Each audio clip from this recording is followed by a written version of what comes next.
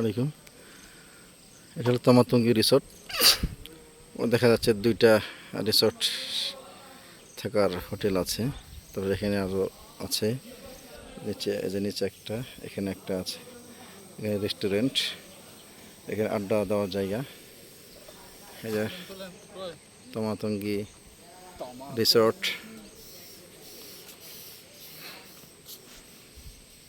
সুন্দর রাস্তা।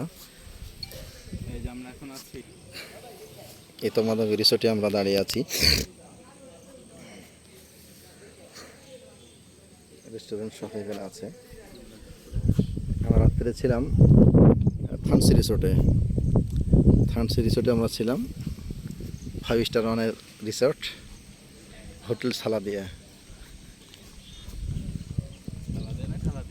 খালাদিয়া